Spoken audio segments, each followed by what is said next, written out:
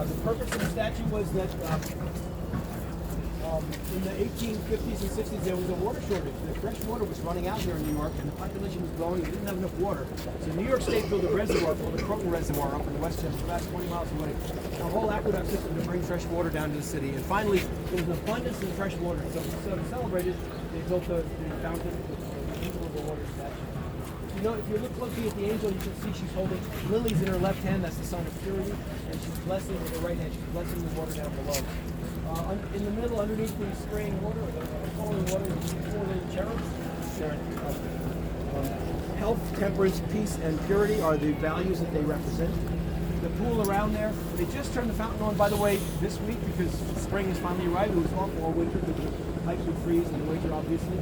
All the fountains are off in the winter. Once the season gets going, there are going to be big lily pads in there, and it's really just beautiful. It's beautiful the way it is.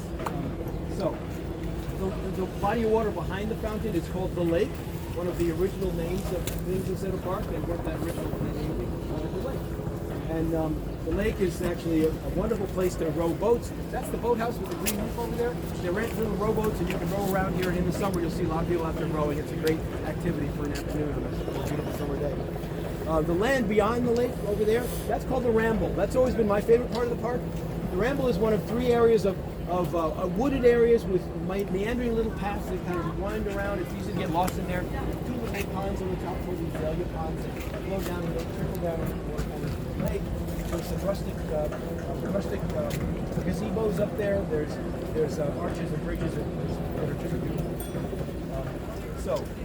This is the one main formal section of the park. Look how beautiful the details here. This is all designed by Calvert Vaux, and it's all used sandstone from New Brunswick, Canada.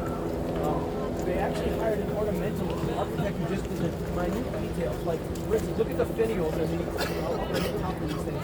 These big bowls that are full of flowers in the summer that you're planting them pretty soon. He designed all these details. You see the medallions in the middle of each of these panels?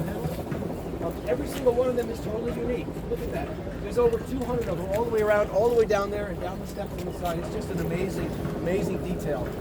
This area was in really bad shape in the 1960s into the 70s because the city kept cutting the budget for Central Park. And that's when the Central Park Conservancy, a group that I volunteered for, was formed to take care of the park. And the Conservancy maintains virtually everything in the park, except for the roads and the street lights and stuff like that.